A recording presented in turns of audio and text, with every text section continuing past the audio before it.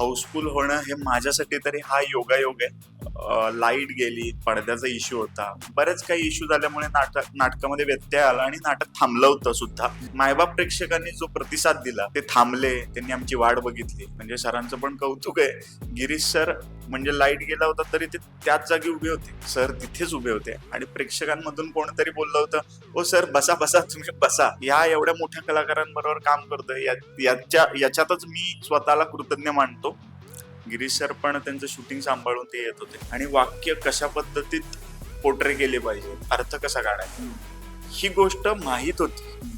पण ती प्रत्यक्षात कशी आपण प्रॅक्टिकली यूज करू शकतो किंवा आपण बोलू शकतो किंवा कसा वापर करायचा, या सगळ्या गोष्टी आम्ही त्यांच्याकडून शिकलो. मला सुरुवातीला थोडं जड जात होतं, फोकसफुल, आणि प्रत्येक वेळेला मला सांगायचे, अरे याला टोन लागतोय, याला लहेजा लागतोय, याला हेल लागतं. मी जेनझी आणि 90s दोन्हीच्या मध्ये आपल्याला एक बारीकशी निश असते ना, ती समजली पाहिजे की आपण कुठून आलो, आपण आपलं बॅकग्राऊंड काय आणि आपली संस्कृती काय. त्या स्वातंत्र्याचा आपण पुरेपूर फायदा चांगल्या गोष्टीसाठी घेतला पाहिजे. म्हणजे माझे एक सर होते, ते मला म्हटले होते एकदा, त्यांचं वाक्य मी ठेवलंय अजून पण डोक्यात, की परिणाम आणि परिस्थिती या गोष्टीचा विचार करता आला.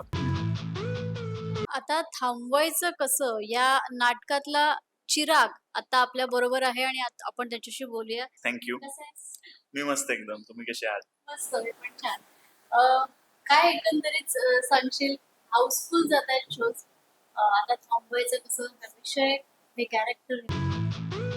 हाऊसफुल होते नाटक. खूप भारी वाटतंय. देवाचे आभार आहेत. आणि एवढ्या मोठ्या कलाकारांसोबत स्टेज शेअर करण्याची संधी मिळते, खूप शिकण्याची संधी मिळते आणि रोज नवीन नवीन नवीन गोष्टी आम्ही शिकतोय.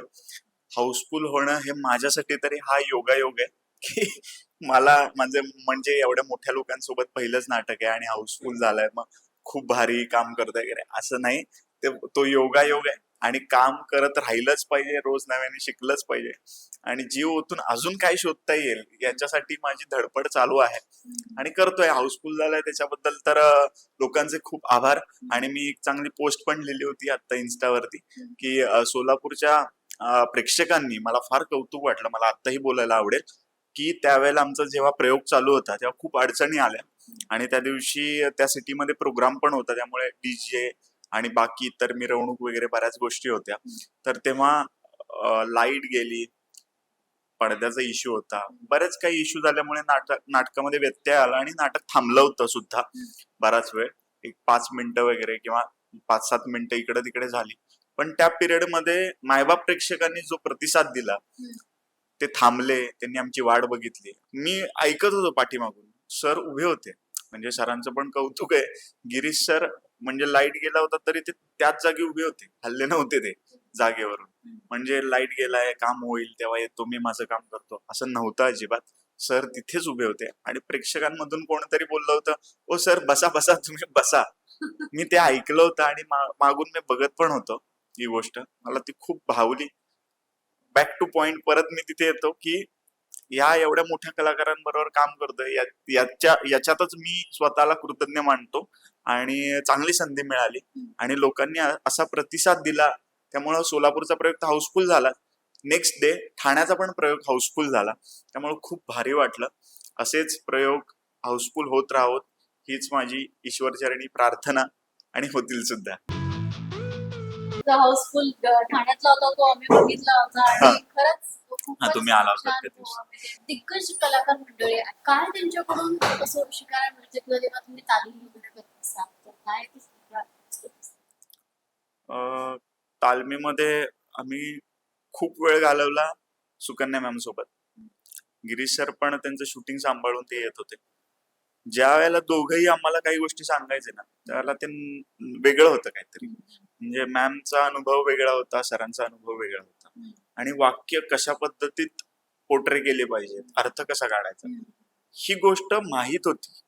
पण ती प्रत्यक्षात कशी आपण प्रॅक्टिकली यूज करू शकतो किंवा आपण बोलू शकतो किंवा कसा वापर करायचा, या सगळ्या गोष्टी आम्ही त्यांच्याकडून शिकलो आणि हा जास्त आम्हाला फायदा तालमीत झाला. आणि तालमीत आम्ही खरंच मनापासून तालीम केल्यामुळे त्याचं हे फळ आहे आता, बाकी काही नाही.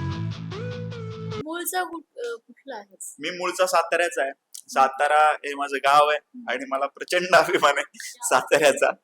मी आता सध्या मुंबईत राहतो, मुंबईतच स्थायिक झालोय, पण माझी नाळ अजून पण साताऱ्याशी आहे. कारण लहेजा हा वेगळा हा. वाटतोय आणि स्टेजवरचं जे डायलॉग डिलिव्हरी आहे ती वेगळी वाटते. तर ती सगळी तयारी करताना काय म्हणजे कशी तयारी? मला सुरुवातीला थोडं जड जात होतं, कारण माझा सातारी टोन तर माझा फिक्स आहे हम्म. आणि तो जात नव्हता इन द सेन्स तो यायचाच. हं. आत्ताही बोलताना येतो माझा, हम्म. कारण तिथे मी वाढलोय, मूळचा मी तिथला आहे, त्यामुळे ते. आणि माझे मित्र, आणि माझे अजूनही मित्र आता पण मुंबईत जास्त करून मित्र आहेत ते सगळे माझ्या गावाकडचेच आहेत, त्यामुळे आमचं बोलणं पण असंच होतं.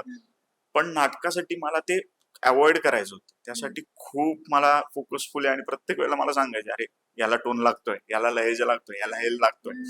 मग त्या गोष्टीसाठी मी जरा थोडस लक्ष दिलं. हम्म. बाकी सगळ्या कलाकारांनी मला साथ दिलीच, की कुठलं वाक्य तुला हेल लागतोय किंवा काय, हे त्यांनी मला वेळोवेळी त्यांनी आठवण करून दिली, त्यामुळे मला ते थोडं इझी झालं की सुरळीत आणण्यासाठी. बस. विषय जो आहे हा नाटकाचा, तर आता एक तरुण पिढी म्हणून तर तू याच्याकडे कसं बघतोस आणि हे आता थांबवायचं कसं, इथपर्यंत न येता हे कुठे थांबवायचं हे तुम्हाला माहिती आहे? कसं आहे, म्हणजे ऍज पर माय एक्सपिरियन्स असं मला वाटतं की मी जेनझी आणि 90s दोन्हीच्या मध्ये त्यामुळे आम्हाला दोन्हीच्या गोष्टी थोड्याशा माहिती आहेत. जेनझी लोकांना हे फार कॉमन आहे की ऑनलाईन बोलणं, चॅटिंग करणं, बाकी इतर गोष्टी शेअर करणं, ह्या फार कॉमन आहेत गोष्टी. आणि त्यात आता ऍप्लिकेशन पण आलेले आहेत, आपण भेटतो बाहेर किंवा नवीन लोक तुम्हाला लगेच भेटू शकतात, तुम्ही त्यांच्याशी चॅटिंग करू शकता, मैत्री करू शकता, भेटू शकता, बाकी इतर गोष्टी. हे फार हे सगळं इझी झालंय आता. तर या गोष्टीमध्ये आपल्याला एक बारीकशी निश असते ना, ती समजली पाहिजे की आपण कुठून आलो, आपण आपलं बॅकग्राऊंड काय आणि आपली संस्कृती काय. करण्याबद्दल काहीच दुमत नाही किंवा कुणी कुणाला थांबवू पण शकत नाहीये. आज 15 ऑगस्ट आहे, स्वातंत्र्य मिळालंय आपल्याला, पण त्या स्वातंत्र्याचा आपण पुरेपूर फायदा चांगल्या गोष्टीसाठी घेतला पाहिजे. जसं की आपल्या काही पर्सनल गोष्टी आहेत त्या आपण शेअर करून आपल्या आई वडिलांना किंवा आपल्या घरच्यांना किंवा आपल्याला स्वतः काही त्रास झाला नाही पाहिजे.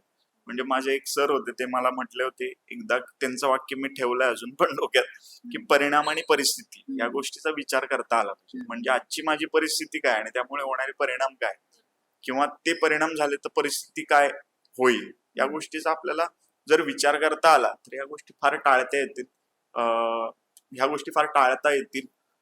म्हणजे कशाबद्दल बोलतोय हे आपण त्यांना नाही सांगितलं आता, पण जो नाटकाचा विषय आहे तो सगळा हाच आहे की एका मुलीचं लग्न ठरणार असतं आणि काही चुकीच्या गोष्टींमुळे कसं घर अख्खं डिस्टर्ब होतं, तिचं लग्न तुटतं आणि तिला स्वतःबद्दलच्या फिलिंग्स, घरच्या आपल्याबद्दल काय म्हणत असतील या सगळ्या फिलिंग्स, बाहेरची लोक काय म्हणत असतील या सगळ्या फिलिंग्स, आणि घरच्यांना वाटणाऱ्या फिलिंग्स म्हणजे भीती म्हणा, किंवा आता लोक आपल्याला नावं ठेवतील, हे करतील, त्यामुळे ते सगळं कुटुंबच पूर्ण